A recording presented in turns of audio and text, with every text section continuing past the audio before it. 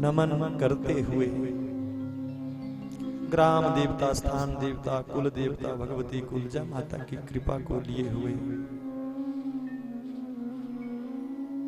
अत्र उपस्थित विप्र देवताओं के चरणों में नमन करते हुए, अपने सतगुरु महाराज जी के चरणों का ध्यान करते हुए, अत्र उपस्थित सभी श्रोता वृंद, ध्रुव प्रहलाद स्वरूप नन्हे नन्हे बालक वृंद, भक्तिमती माताएं बहनें एवं परीक्षित स्वरूप श्रोतागण महाराज, आज की कथा में आप सभी का व्यासपीठ से हार्दिक अभिनंदन। प्रेम से कहो जय श्री कृष्ण। जय श्री कृष्ण। श्रीमद् भागवत महापुराण के महात्म्य में लिखा है कि जीव के जब जन्म जन्मांतर के पुण्य एकत्रित होते हैं तो जाकर के कहीं भागवत की कथा श्रवण करने को प्राप्त होती है। भाग्योदयेन बहुजन्म समर्जितेन सत्संगमं च लभते पुरुषो यदा वै। एक जन्म के नहीं, बहुजन्म समर्जिते, बहुत जन्मों के भाग्य जब एकत्रित होते हैं तब सत्संग मिलता है, सच्ची बातें श्रवण करने को मिलती है। और श्रीमद् भागवत महापुराण में वास्तविक वस्तु का ही बोध कराया है। लिखा है वास्तवम मात्र वस्तु। यहां वास्तविक वस्तु का बोध है। और जब जीव को वास्तविक वस्तु का बोध हो जाता है, यानी अपने स्वरूप का बोध हो जाता है, तो शिवदम उसका कल्याण होता है। और तापत्रयोन्मूलनम, उसके बाद फिर 3 प्रकार के तापों का भी उन्मूलन हो जाता है। देखो, संसार में हर जीव को 3 प्रकार के ताप सता रहे हैं। ताप तो आप जानते ही होंगे, कष्ट, दुख, ये सता रहे हैं, हर जीव को सताते हैं। कोई कितना भी बोले कि मैं बहुत सुखी हूं, लेकिन कोई ना कोई दुख जरूर लगा है। हमें लगता है कि ये सुखी है, सामने वाला हमें कभी कभी सुखी दिखता है पर वो सुखी होता नहीं। हाँ, एक शर्त पर वो सुखी हो सकता है, अगर वो भजनानंदी है, वो भजन करता है। नहीं तो कोई ना कोई दुख लगा ही है महाराज। कबीर दास जी ने बड़ा सुंदर दोहा लिखा है इस पर। देखो, जो बड़े बड़े महात्मा संत हुए ना, उन्होंने पहले संसार का अनुभव लिया, जिए वो संसार में, और जब अंत तो गत्वा देखा कि क्या पाया क्या खोया, तो लिखा कि कोई तन दुखी, कोई मन दुखी, कोई धन बिन रहते उदास, थोड़े थोड़े सब दुखी, बस सुखी राम जी के दास। क्या बात है। बोले कोई तन से दुखी, कोई मन से दुखी, कोई बेचारा धन के बिना दुखी है। कुछ ना कुछ ताप जो है लगा है, कुछ ना कुछ कष्ट सता रहा है। ये स्वाभाविक है। जो संसार में रहेगा, संसार से जुड़ा रहेगा, तो भैया ये ताप तो त्रसित करेंगे, है ना। बोले जो संसार में रह करके फिर वास्तविक वस्तु का बोध कर लेता है, अपने स्वरूप का बोध कर लेता है, फिर उसे सांसारिक ताप व्यापक नहीं होते। होते तो है ये, वैसे तो इनका अस्तित्व है। बस एक राम राज्य में नहीं व्याप्य ये 3 प्रकार के ताप। लिखा है गोस्वामी तुलसीदास जी ने, क्या? दैहिक दैविक भौतिक तापा, राम राज्य काहू नहीं व्यापा। राम राज्य में नहीं व्याप्त होते ये, पर राम राज्य आए कैसे? हाँ? स्वतंत्र, जब भारत स्वतंत्र हुआ उसके बाद राम राज्य लाते लाते ये दिन आ गए, पर कोई राम राज्य नहीं आया। प्रेम से कहो जय श्री कृष्ण। नाम ही रह गया। अच्छा, एक बात और है महाराज कि हमारे यहाँ राम राज्य की ही कल्पना करते हैं, यहाँ तक कि कृष्ण राज्य की कल्पना भी नहीं करते।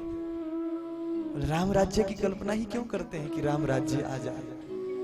क्योंकि राम जी ने अपने राज्य में मर्यादा का पालन किया है, मर्यादा पुरुषोत्तम है। तो मात्र राम जी के ही राज्य में ये 3 प्रकार के ताप जीव को नहीं सताते, नहीं तो ये 3 प्रकार के ताप सताते ही रहते हैं। बोले अगर इनसे बचना है तो फिर अपने स्वरूप का बोध करना पड़ेगा, भागवत जी की शरण में बैठना पड़ेगा और वास्तविक वस्तु, वास्तविक ज्ञान को प्राप्त करना पड़ेगा। फिर जो है जीव सुख दुख से ऊपर उठ जाता है। तभी तो कहा कि सुखी राम जी के दास, मात्र राम जी के दास सुखी है। और यहाँ पर तो वैसे भी सुख मिलता है सत्संग में, भागवत की कथा में तो बड़ा आनंद है महाराज। कोई कितना भी दुखी क्यों ना हो, कितना भी दुनिया का सताया हुआ क्यों ना हो, जब वो भागवत जी की शरण में बैठता है तो उसे शांति मिलती है। तभी तो नींद भी आ जाती है कथा। वैसे तो टेंशन में, चिंता में तो नींद भी नहीं आती है ना, अनुभव का विषय है। कभी शादी में डीजे पर नींद आई नहीं आती, अरे जब कथा चलती है तो नींद आती है, क्योंकि हमारे मन को ये शांति देती है, भगवान से मिलाती है, हमें सारी चिंताओं से मुक्त कर देती है ये कथा। आइए कथा में प्रवेश करें। पिछले कल कथा में आपने श्रवण किया, क्या कहां तक पहुंचे थे कि व्यास जी ने अपने पुत्र शुकदेव जी को श्रीमद् भागवत महापुराण को कंठस्थ याद करा दिया, 18,000 श्लोकों को। और शुकदेव जी ने 18,000 श्लोकों को कंठस्थ कर लिया और आत्मसात कर लिया, उतार लिया अपने जीवन में। ये कथा वास्तव में जीवन में उतारने के लिए ही है, ये मात्र सुनने के लिए ही नहीं है। इससे हमारे जीवन में कितना परिवर्तन आया ये देखना है। हमने इस कथा को सुनकर के अपने जीवन को कितना बदला, हम कितने भगवान से जुड़े, हमारा प्रेम परमात्मा के चरणों में, भगवान श्री कृष्ण के चरणों में कितना हुआ, ये देखना है। तो शुकदेव जी तो पहले ही निर्गुण निराकार के उपासक थे, लेकिन जब से श्रीमद् भागवत महापुराण की कथा का अध्ययन किया तब से सगुण साकार भगवान श्री कृष्ण चंद्र जी के उपासक बन गए। प्रेम से कहो जय श्री कृष्ण। और भागवत जी को आत्म साक्षात कर लिया और समय आने पर राजा परीक्षित को इस कथा को सुनाया। बोले महाराज, सूत जी महाराज जी से शौनक जी ने प्रश्न पूछा, महाराज ये तो बताओ कि राजा परीक्षित कौन है? राजा परीक्षित को शुकदेव जी ने इस कथा को कब, कहां और कैसे सुनाया? हमने तो सुना है कि वो अवधूत महात्मा, वो विरक्त महात्मा 2 घड़ी से ज्यादा एक स्थान पर टिकते नहीं थे। शुकदेव जी 2 घड़ी से ज्यादा एक स्थान पर नहीं ठहरते थे, चले ही रहते थे। विरक्त महात्मा है, अवधूत मस्त महात्मा, और आयु भी बहुत छोटी है, मात्र 16 वर्ष की आयु। देखने को ऐसे लगते हैं मानो दूसरे भगवान श्री कृष्ण ही धरती पर अवतरित हो चुके हैं। प्रेम से कहो जय श्री कृष्ण। ऐसा सुंदर स्वरूप क्यों? क्योंकि भगवान श्री कृष्ण के उपासक थे, राधा रानी के उपासक थे। और ये बात बिल्कुल पक्की है, जो जिसकी जैसी उपासना करता है उसकी जो आकृति है ना, उसका जो चेहरा है, उसकी जो शक्ल है, वो भी वैसी ही हो जाती है जिसका जैसा भजन होता है। अगर कोई भूत प्रेतों का भजन करता है तो वो भी भूत प्रेत जैसा दिखने लगता है। अगर कोई ठाकुर जी का भजन करता है, कृष्ण जी का भजन करता है, तो फिर वो कृष्ण जैसा दिखने लग जाता है। अनुभव का विषय है। कोई माँ की पूजा करता है तो वो माँ जैसा उसका स्वभाव हो जाता है। स्वामी रामकृष्ण परमहंस जी काली माता के परम उपासक थे। तो महाराज यहाँ बहुत से पढ़े लिखे लोग बैठे होंगे, उनके जीवनी अगर आपने सुनी होगी तो ऐसा ऐसा लिखा है उनके जीवन चरित्र में कि उनके स्तनों से दूध निकलना प्रारंभ हो गया था। जैसे माँ अपने बच्चे को दूध पिलाती है ना, इतने बड़े उपासक थे। साक्षात काली माता सामने आकर के खड़ी हो जाती थी और दर्शन देती थी। स्वामी विवेकानंद जी के गुरु थे रामकृष्ण परमहंस जी महाराज। तो उनकी उपासना जैसी थी, उनका स्वरूप, उनका शरीर भी वैसा ही बन गया था। प्रेम से कहो जय श्री कृष्ण। तो सुखदेव जी राधा रानी के उपासक हैं और राधा कृष्ण में कोई अंतर नहीं है, इसलिए कृष्ण जैसी, राधा जैसी छवि दिखाई देती है। बड़े सुंदर 16 वर्ष की आयु। उस महात्मा ने राजा परीक्षित को समय आने पर कथा सुनाई। तो ये राजा परीक्षित कौन है महाराज? सुखदेव जी का तो हमने चरित्र सुन लिया, जान लिया, लेकिन अब राजा परीक्षित के बारे में जानना चाहते हैं कि इतने बड़े भक्त हुए राजा परीक्षित की सुखदेव जी जैसे परमहंस के मुखारविंद से कथा सुनी कैसे? सूत जी महाराज कहते, बोले ऋषियों, वैसे हम इस कथा पर अधिक प्रकाश तो नहीं डालना चाहते, लेकिन राजा परीक्षित का जो जीवन है वो भगवान श्री कृष्ण से जुड़ा है, इसलिए सुनो। तब जो है महाभारत के उस क्षेत्र में जो है सूत जी महाराज प्रवेश हो गए। महाभारत की कथा से राजा परीक्षित की कथा को जोड़ा, क्योंकि महाभारत का युद्ध जब हुआ तो अर्जुन का वंशज है परीक्षित, पांडवों का वंशज है महाराज परीक्षित। तो कहने लगे, यदा मृधे कौरव सृंजयाना वीरेश्वथो वीरगतिम गतेषु वृकोदरा विद्ध गदाभिमर्शा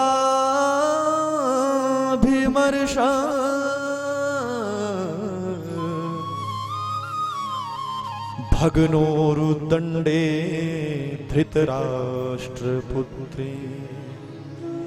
यदा मृधे कौरव सृंजयाना, कहने लगे सूत जी, जब कुरुक्षेत्र में पांडवों और कौरवों के बीच में युद्ध हुआ तो उस क्षेत्र में कौरवों के बहुत से वीर, पांडवों के बहुत से वीर वीर गति को प्राप्त हुए, मारे गए। लेकिन वृकोदरा विद्ध गदा विमर्श, वृकोदर कहते हैं भीम को। भीम सेन के द्वारा दुर्योधन की जंघा तोड़ दी गई थी ऋषियों, और वो दुर्योधन जो है उस वीर भूमि पर पड़ा हुआ था और कष्ट से चिल्ला रहा था, पीड़ा से चिल्ला रहा था, रो रहा था, बहुत कष्ट हो रहा था इस दुर्योधन को। क्यों?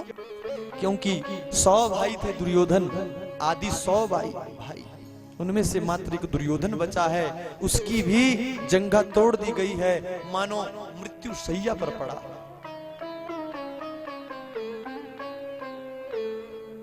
उधर से चीले, बाज, कौवे दुर्योधन का मरा हुआ शरीर जानकर के दुर्योधन को नोचने के लिए आते हैं। गीदड़ दुर्योधन का मरा हुआ शरीर जान के दुर्योधन को नोचने के लिए आते हैं, तो रोता है, बिलखता है, चिल्लाता है, कोई मेरी रक्षा करो, कोई मेरी रक्षा करो। उसी दुर्दशा को प्राप्त हुए दुर्योधन को देख करके अश्वत्थामा बड़ा दुखी हुआ, जो गुरु द्रोणाचार्य के पुत्र हैं। अश्वत्थामा वहां पर पधारे और अपने मित्र दुर्योधन से कहने लगे, मित्र,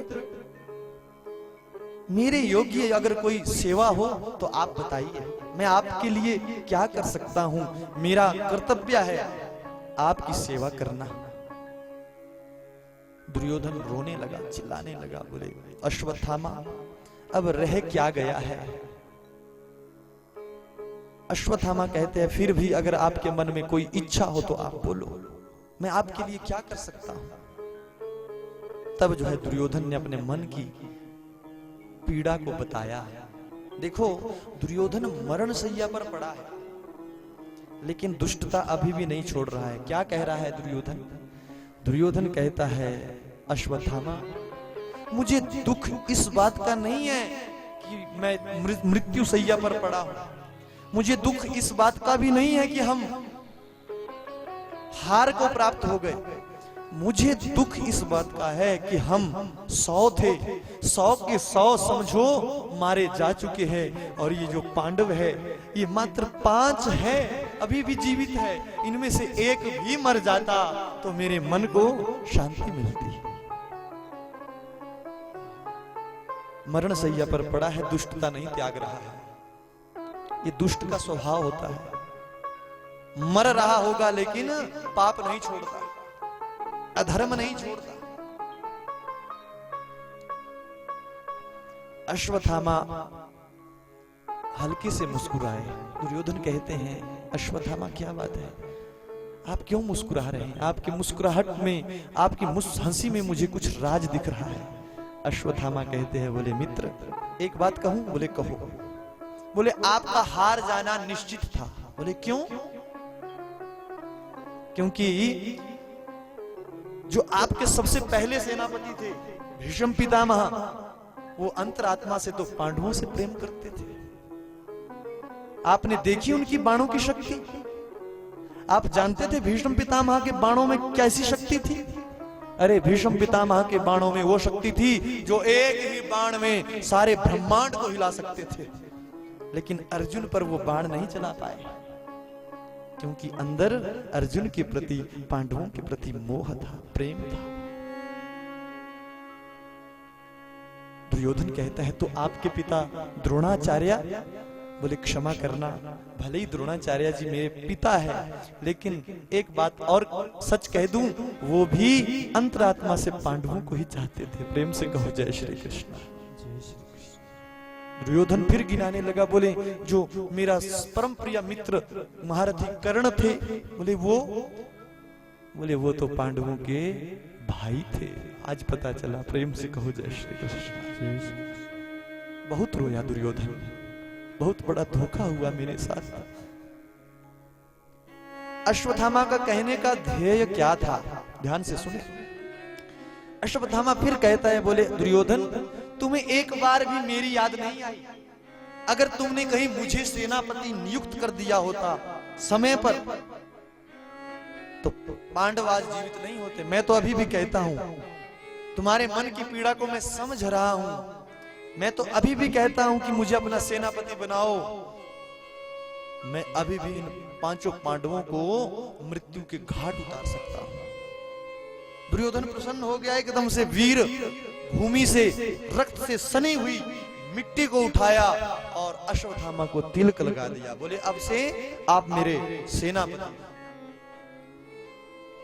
अश्वत्थामा बड़ा प्रसन्न हुआ और दुर्योधन को आश्वासन देकर के चल पड़ा। ठीक है मित्र, तुम एक पांडव की बात करते हो, मैं 5 के 5 पांडवों को जीवित नहीं छोड़ूंगा। अब प्रतीक्षा करने लगा रात्रि की। अश्वत्थामा सोचने लगा कि पांडव बहुत बलशाली है, शक्तिशाली है, उनके साथ मैं युद्ध नहीं कर सकता, लेकिन क्या करूं, कौन सा षड्यंत्र रचूं जिससे मैं इनको मृत्यु के घाट उतार दूं। तो काक उलूक न्याय से रात्रि के समय यहां पर अश्वत्थामा ने पांडवों के शिविर में जाकर के पांडवों को मारना चाहा।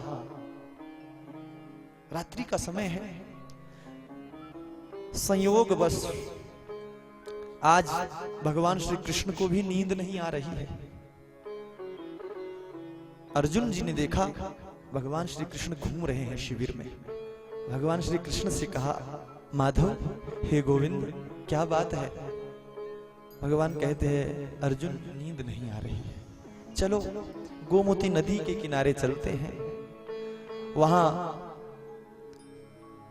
वीर भूमि में वीर गति को प्राप्त हुए वीरों के लिए कुछ तिलांजलि देते हैं, उनको याद करते हैं। पांडव भगवान श्री कृष्ण की बातों का अनुमोदन करते थे। अर्जुन तो भगवान श्री कृष्ण के बाहर एक कदम भी नहीं चलते थे। बोले जो आज्ञा प्रभु। पांचों पांडवों को साथ लिया, द्रौपदी मैया को साथ लिया, ये तो शिविर से निकल गए। भगवान श्री कृष्ण पांडवों को लेकर के निकल गए। पांडवों के ऊपर आई हुई आपत्ति को टाल दिया भगवान ने, लेकिन वो आपत्ति किसके ऊपर पड़ी? बोले पांडव पुत्रों के ऊपर। पांडव पुत्रों को भी जगाया भगवान ने, लेकिन नहीं जगे।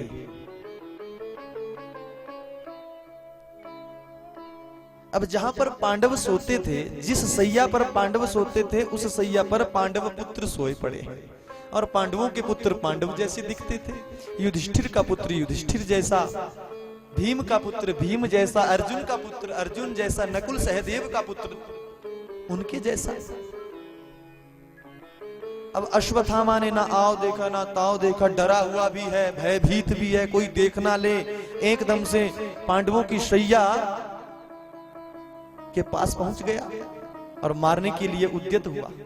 म्यान से तलवार को निकाला और पांडव पुत्रों के सिर को धड़ से अलग कर दिया और अपने एक झोली में डाला और उन पांडवों पुत्रों के सिरों को साथ लेकर के दुर्योधन के पास पहुंच गया। इसने सोचा पांडव है, लेकिन भूल हो गई, देखा नहीं। पांडव पुत्र तो सोए पड़े थे, सिर से लेकर के पांव तक वस्त्र ओढ़ रखा था। तो इसके मन में तो यही चल रहा है कि मैंने पांडवों को मृत्यु के घाट उतार दिया। बड़ा प्रसन्न हो गया। दुर्योधन के आगे पांचों के पांचों सिर पटके, लो दुर्योधन, जो काम भीष्म पितामह जैसे दिग्गज योद्धा नहीं कर सके, महारथी कर्ण जैसे दिग्गज योद्धा नहीं कर सके, वो काम आज अकेले अश्वत्थामा ने कर दिखाया है। दुर्योधन बड़ा प्रसन्न हुआ। दुर्योधन कहने लगा, अश्वत्थामा लाओ उस भीम का सिर लाओ। भीम से बड़ी शत्रुता रखता था, वैर रखता था, क्योंकि भीम भी गदाधारी है और वो भी गदाधारी था दुर्योधन। कई बार दुर्योधन को हार का सामना करना पड़ा था भीम के साथ, इसलिए ज्यादा वैर रखता था। मांगता है, बोले लाओ भीम का सिर लाओ, उसका कटा हुआ सिर देखना चाहता हूं। लेकिन जैसे ही भीम का सिर तो नहीं था, भीम के पुत्र का सिर भीम के जैसा था, भीम के सिर जैसा था। दुर्योधन ने उस सिर को देखा नहीं, जोर से मसलने लगा। ज्यों मसलने लगा तो वो तो एक बालक का सिर था। एकदम से वो सिर चूर चूर हो गया। एकदम से चेतना आई, होश आया। अरे ये भीम का सिर नहीं हो सकता, भीम का सिर तो वज्र का था, भीम का सिर तो बहुत दृढ़ था, वो तो वज्र का था, ये भीम का सिर नहीं हो सकता। ध्यान से देखा, एकदम से हृदय से चित्कार निकली, अरे अश्वत्थामा, रे तूने क्या कर दिया? ये पांडव नहीं, ये तो पांडव पुत्र है। इन पुत्रों ने तो मेरा कुछ नहीं बिगाड़ा था। अरे तुमने तो हमारे वंश में किसी पितृ को जल देने वाला भी नहीं छोड़ा। ये तूने बहुत बड़ा पाप कर दिया रे। मुझे इन पांडव पुत्रों से कोई वैर नहीं था। अश्वत्थामा भयभीत हो गया और दुर्योधन को बहुत दुख हुआ।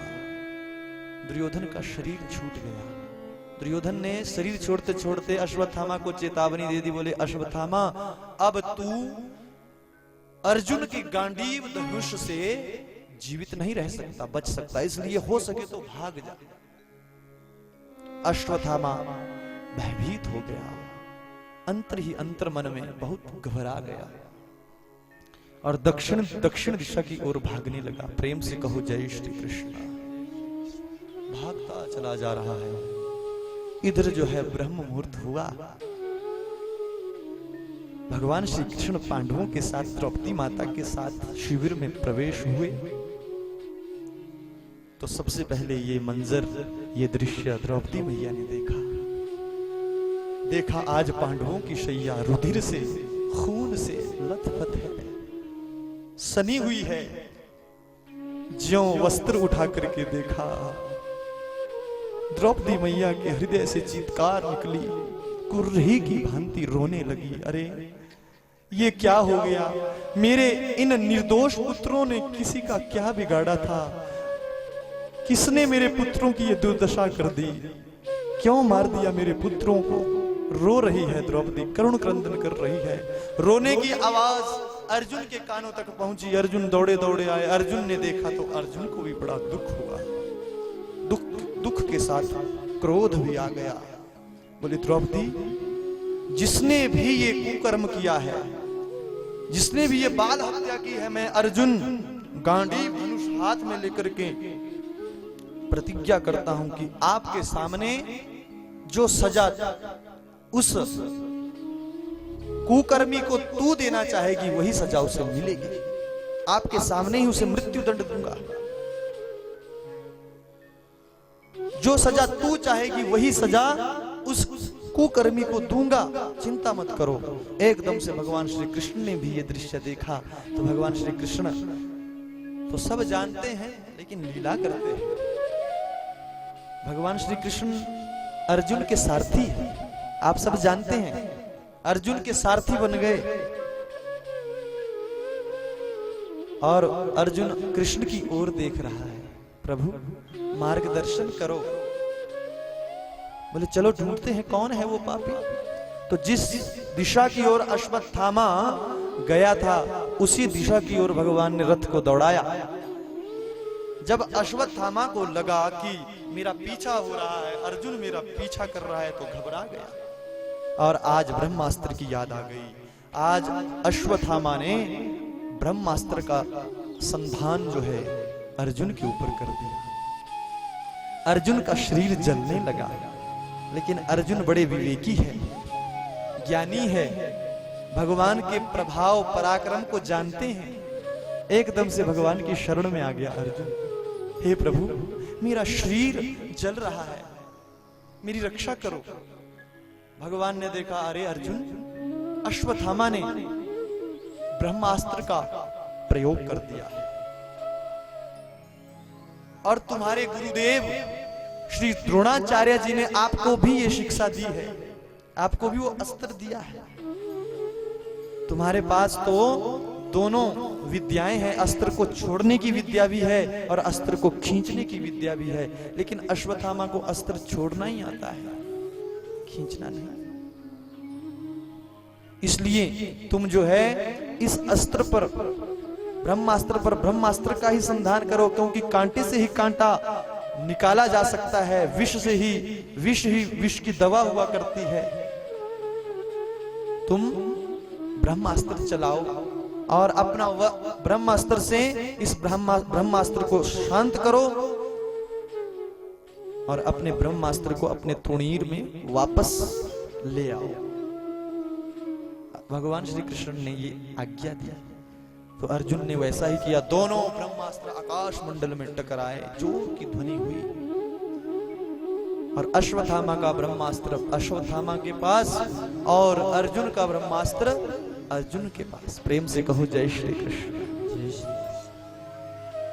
इस विपत्ति से तो संसार को बचा लिया भगवान ने।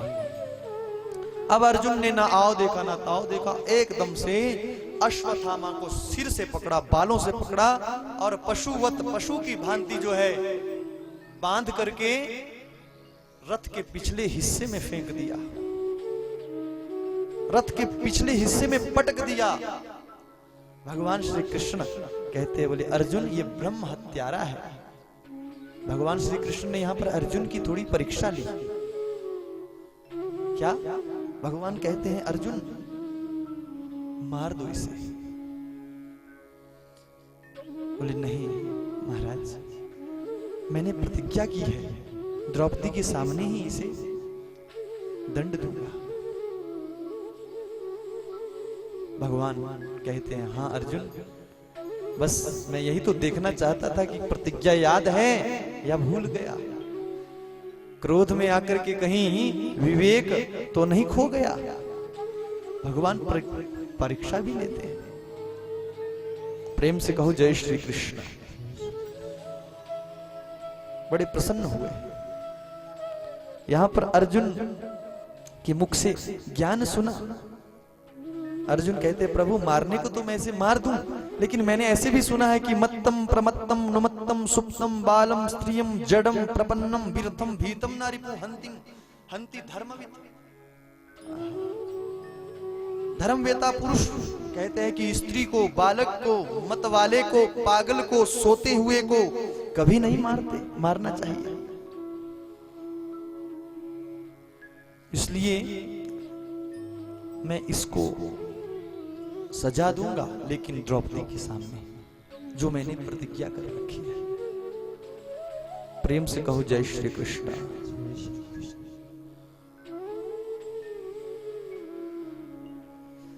चल पड़े अर्जुन। भगवान श्री कृष्ण सारथी है, रथ को दौड़ाया और अश्वत्थामा को द्रौपदी के आगे पटक दिया। अश्वत्थामा बहुत ही शर्मिंदा है, आंख उठा करके नहीं देख पा रहा है, लेकिन द्रौपदी मैया तो रोती ही चली जा रही है। बड़ा कष्ट है, रोने लगी। अर्जुन कहता है द्रौपदी ये है हमारे बालकों का हत्यारा, बताओ इसे कौन सी सजा दी जाए। द्रौपदी मैया ने जैसे ही उस अश्वत्थामा को देखा, देखती रह गई। आंखों से अविरल आंसुओं की धारा चल रही है। अश्वत्थामा को देख करके द्रौपदी मैया की आंखें भर गई और भर गई। क्यों? क्योंकि अपने गुरु माता की याद आ गई।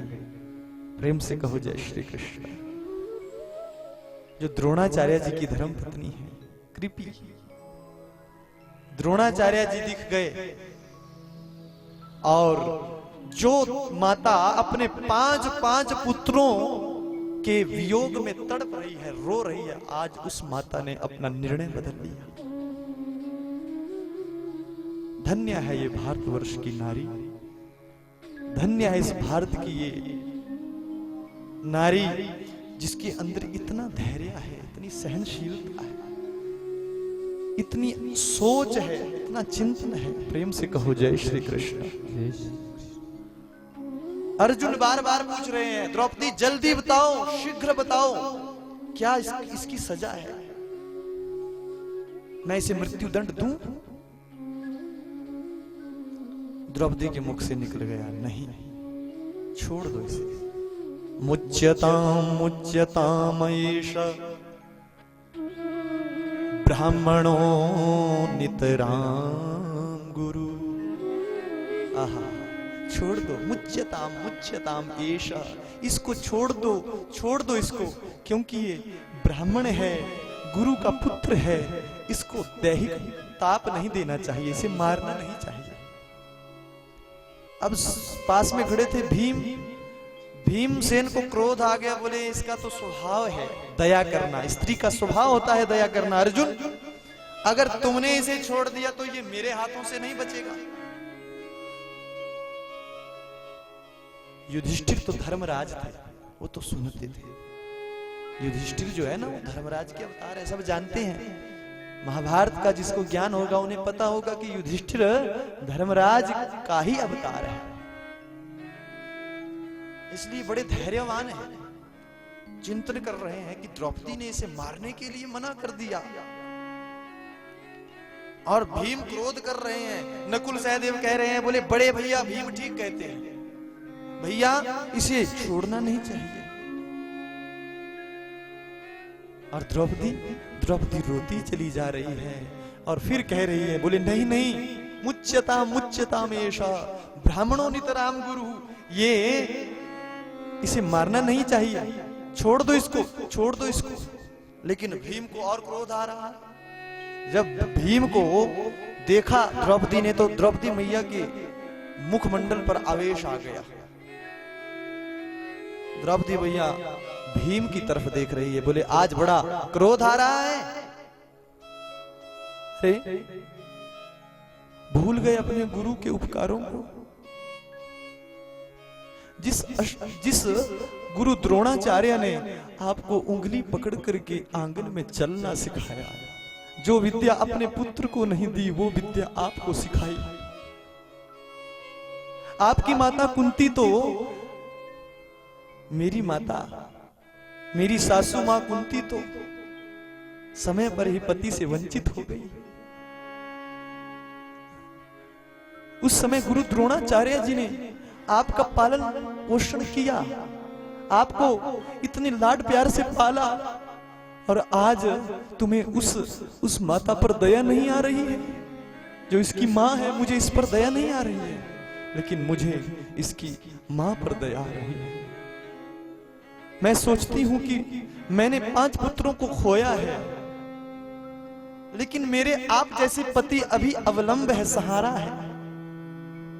अरे हमारी गुरु माता का तो यही एक अवलंब है, यही एक सहारा है, और तुम इसे मारने की बात करते हो। आहा, क्या चिंतन है द्रौपदी मैया का। भैया धन्य है भारतवर्ष की नारी। कौन कहता है कि इनके अंदर विवेक नहीं होता। हमने बहुत जगह सुना, बोले महाराज ये तो ऐसी ही होती है। मैं तो कहता हूं कि जहां पर एक पुरुष की ये सोच समाप्त होती है, ये चिंतन खत्म होता है, वहां से एक पतिव्रता नारी की, वहां से भारतवर्ष की नारी की ये चिंतन, ये सोच प्रारंभ होती है। तभी तो माता यशोदा के यहाँ भगवान श्री कृष्ण उतरते हैं, देवकी के यहाँ भगवान श्री कृष्ण आते हैं। ये वो देश है जिस देश की मां के गर्भ से भगवान जन्म लेते हैं। ये वो भारतवर्ष है। प्रेम से कहो जय श्री कृष्ण। ये वो देश है जिस देश में गंगा बहती है। ये वो देश है जिस देश में यमुना बहती है। ये वो देश है जिस देश में नर्मदा कावेरी बहती है। आवेश आ गया द्रौपदी माता को, डांट दिया। युधिष्ठिर ने कहा धन्य हो द्रौपदी, क्योंकि धर्मराज के अवतार थे। अब युधिष्ठिर ने आदेश दिया, सबसे बड़े थे, बोले द्रौपदी ठीक कहती है, बोले इसे छोड़ देना चाहिए। तब अंत तो गत्वा निर्णय भगवान श्री कृष्ण के पास ही गया। अर्जुन कहते हैं, बोले प्रभु मैंने प्रतिज्ञा भी कर रखी है, मेरी प्रतिज्ञा को पूर्ण करो, क्योंकि जब जब भी मुझ पे कष्ट आया है तो आपने ही तो बचाया है। जब जब भी मैं कष्टों में घिरा हूं तो आपने ही तो रक्षा की है। भगवान श्री कृष्ण कहते हैं, बोले अर्जुन देखो, इसको दैहिक पाप तो नहीं देना चाहिए, ताप तो नहीं देना चाहिए, क्योंकि ये ब्राह्मण है, ब्राह्मण पुत्र है और आपके गुरु का पुत्र है। हाँ, इसको आप निष्कासित कर दो, अपने राज्य से निष्कासित कर दो, इसका अपमान कर दो, यही इसकी सबसे बड़ी सजा है। तो अर्जुन ने अपने बाण की नोक से इसके मस्तक पर एक दिव्य मणि चमकती थी, उस मणि को निकाला, निस्तेज कर दिया अश्वत्थामा को, और देश निकाला दे दिया, अपने राज्य से बहिष्कृत कर दिया, बहिष्कार कर दिया। अब ये ईर्ष्या की अग्नि में जलने लगा। अश्वत्थामा चला गया दक्षिण दिशा की ओर भटकता हुआ, और ईर्ष्या की अग्नि में जल रहा है। अरे इतना बड़ा अपमान, इससे अच्छा तो मुझे मौत मिल जाती, इससे अच्छा तो मुझे कोई मार देता, इतना बड़ा मेरा अपमान।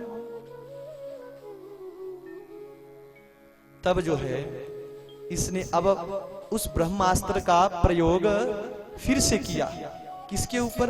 बोले मैं इन पांडवों के वंश में किसी को पितरों के निमित्त जल देने वाला ही नहीं छोड़ूंगा। अभी उत्तरा के गर्भ में इनका एक दीपक चल रहा है, दीपक पल रहा है, उस कुल दीपक को ही मिटा दूंगा। प्रेम से कहो जय श्री कृष्ण। और महाराज माता उत्तरा के गर्भ पर अश्वत्थामा ने उस ब्रह्मास्त्र का संधान किया और इधर जो है भगवान श्री कृष्ण उस समय माता कुंती से अपने राज्य द्वारिका को जाने की अनुमति ले रहे थे, क्योंकि भगवान का राज्य कहाँ है? द्वारिका में, गुजरात में पड़ती है ये जगह, आज भी है। हमें वहां पर जाने का सौभाग्य प्राप्त हुआ था, तो आज भी वहां पर ऐसा लगता है कि भगवान इस धरा पर रहे उस समय राजा बनकर के, द्वारिकाधीश बनकर के। प्रेम से कहो जय श्री कृष्ण।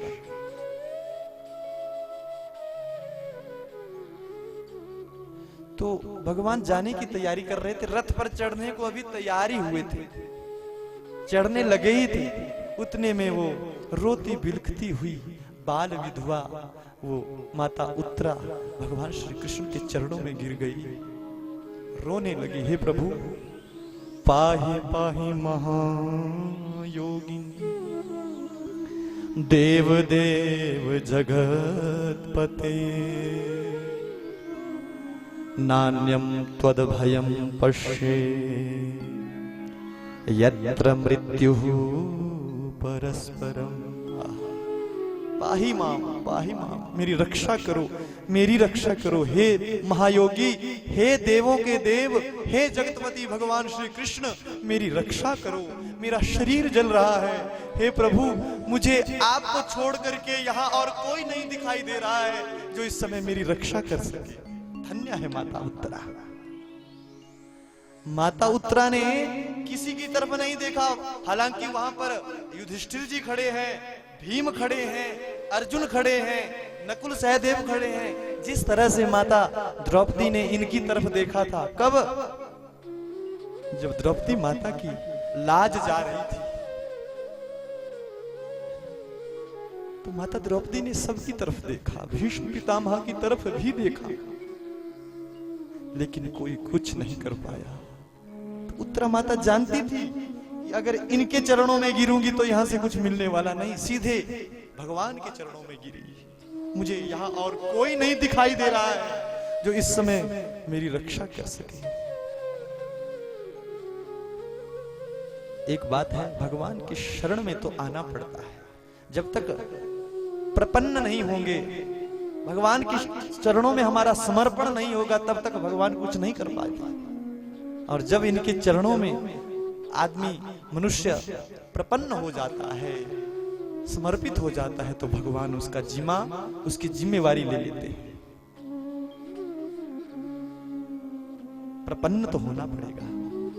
द्रौपदी माता ने भी पहले कभी भीष्म पितामह से कहती है मेरी लाज बचाओ दादा, कभी कहती है अर्जुन की तरफ देख रही है, कभी युधिष्ठिर की तरफ देख रही है, लेकिन सबने नजरें झुका ली, दृष्टि नीचे कर ली।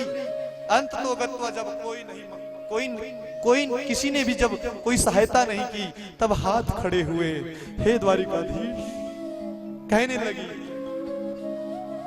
पई वक्त दी कैसी अज मारे, पांडो जुए बिच गए मैनू हारवे, लाज रख ले तू मुरली वालिया, कीरी को अज शेरा बिच कार। क्या भाव है। बाला तू मैनू फड़ के दुशासन बिच संभालिया,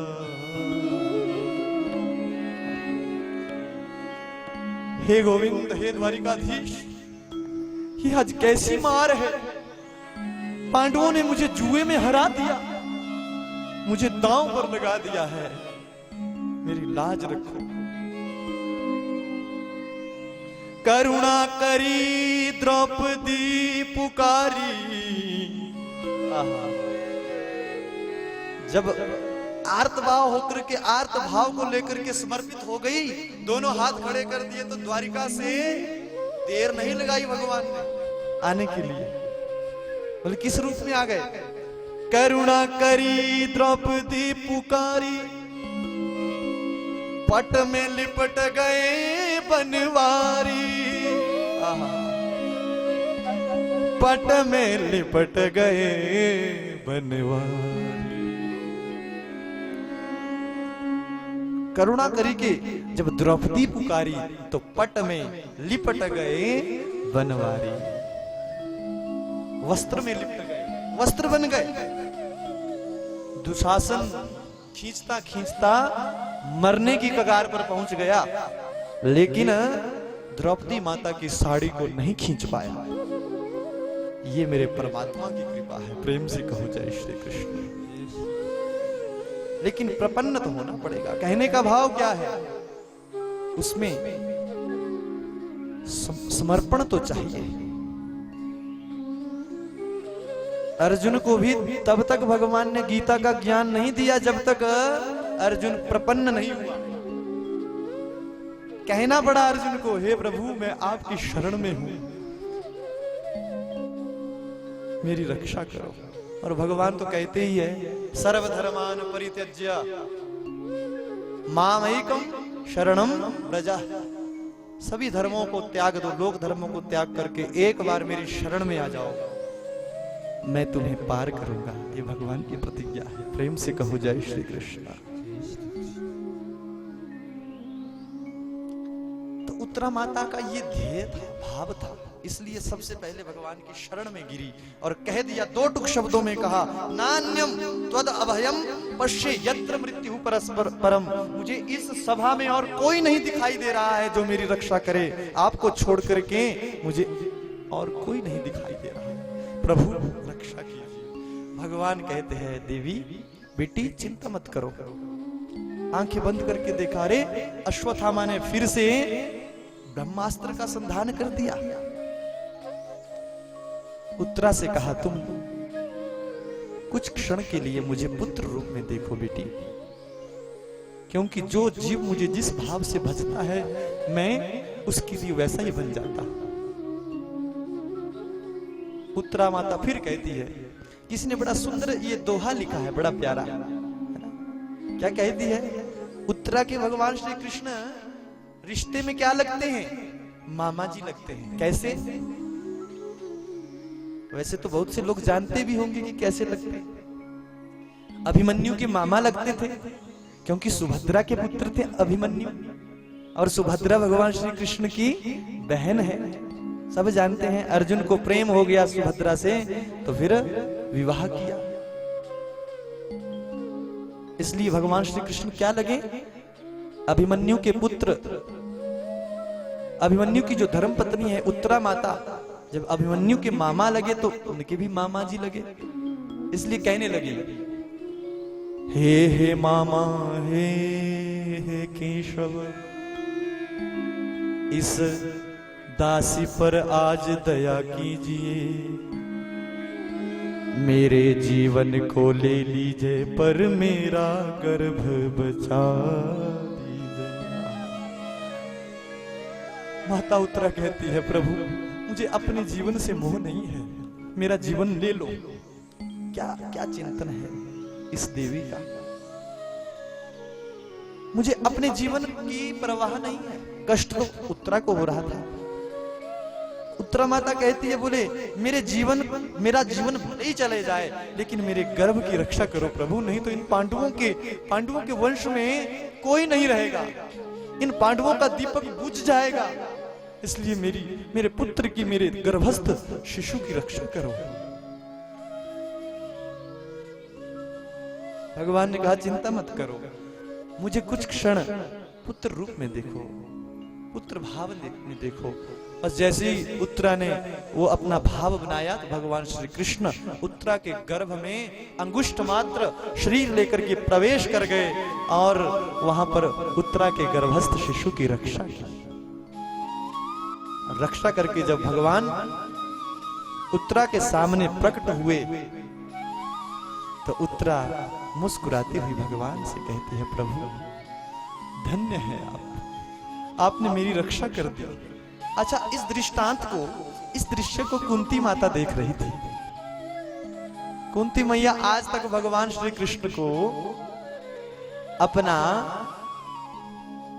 भतीजा ही समझती थी, है ना? लेकिन जब ये देखा कि कैसे आज गोविंद ने, कैसे आज भगवान कृष्ण ने मेरे पुत्र वधू की रक्षा की है, पौत्र वधू की रक्षा की है, मेरे कुल की रक्षा की है, तो आज कुंती मैया के हृदय के उद्गार बाहर निकले, चरणों में गिर गई कुंती माता भगवान श्री कृष्ण के और स्तुति गाने लगी। 26 श्लोकों में स्तुति गाई है। क्या स्तुति है? भगवान कुंती माता की स्तुति बड़ी प्यारी है महाराज। कुंती मैया अब भगवान श्री कृष्ण को कण कण में देख रही है। क्या कह रही है? नमस्ते पुरुषम त्वामाद्यम ईश्वरम प्रकृते परम अलक्ष्यम सर्वभूतानां अंतर्बहिर्अवस्थितम् माया जवनिका छन्नम